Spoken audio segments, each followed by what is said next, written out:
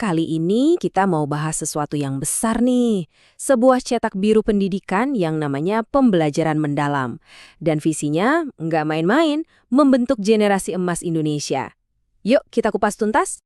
Nah, mungkin Anda bertanya-tanya, kenapa sih sekarang? Kenapa Indonesia sampai harus merombak total pendekatan pendidikannya? Jawabannya, ternyata dimulai dari sebuah tantangan yang sangat-sangat mendesak. Oke, kita langsung ke intinya ya. Masalah utamanya itu bukan soal anak-anak nggak sekolah.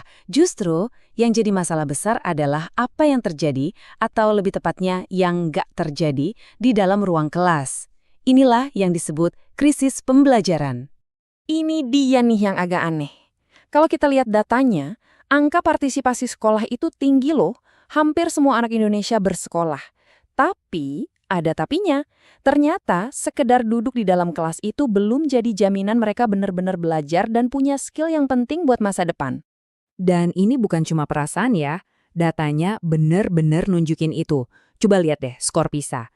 Ini tes standar internasional buat siswa. Mau itu kemampuan membaca, matematika, atau sains, skor siswa kita ya. Jujur aja masih di bawah rata-rata internasional.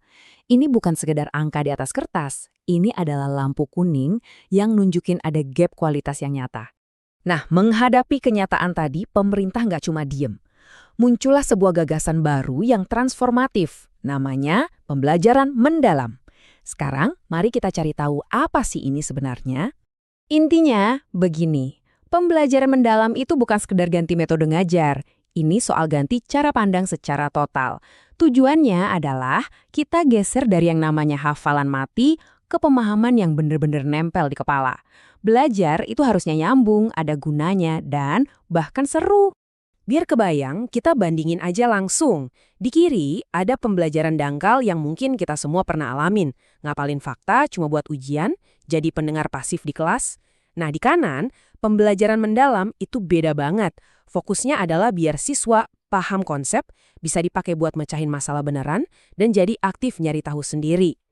Pendekatan ini tuh punya 3 fondasi kuat. 1. Berkesadaran.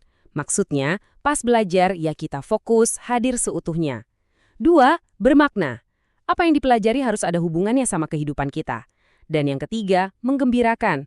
Prosesnya itu harusnya bikin kita semangat, bukan malah jadi beban. Oke, filosofinya udah dapet ya. Sekarang pertanyaannya, gimana cara nerapin semua ini? Apa aja sih resep atau kerangka kerjanya? Jadi, kerangkanya itu ada 4 bagian yang saling nyambung. Semuanya dimulai dari tujuan akhir. Kita mau menghasilkan lulusan yang seperti apa? Itulah profil lulusan.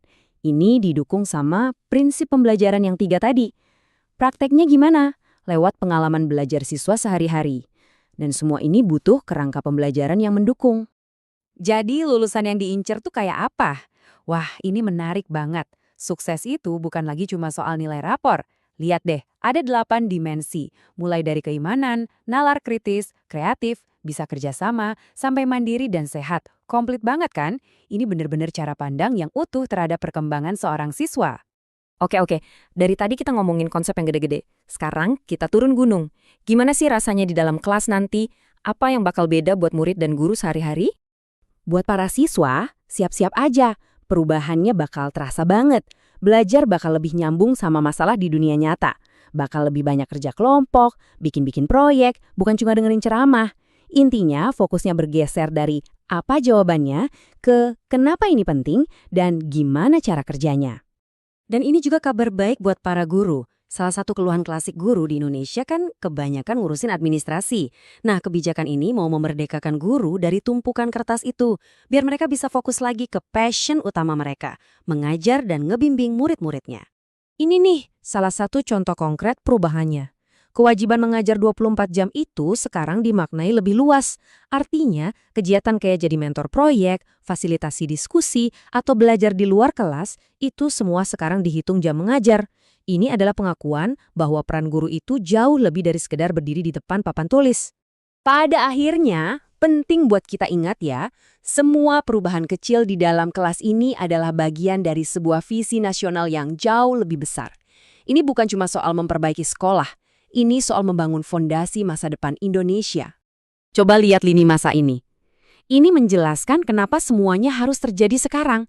Kebijakan ini digulirkan untuk nyiapin generasi yang bakal jadi tulang punggung negara pas kita dapat bonus demografi puncaknya di 2035.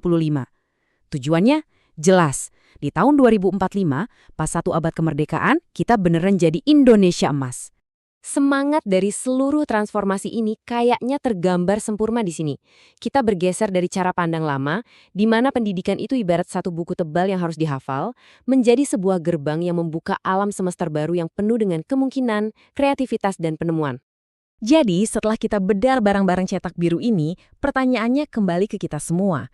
Dengan fondasi pembelajaran mendalam ini, apakah kita benar-benar sedang menyaksikan fajar dari lahirnya generasi emas yang akan membawa Indonesia ke masa depannya? Cuma waktu yang bisa menjawab.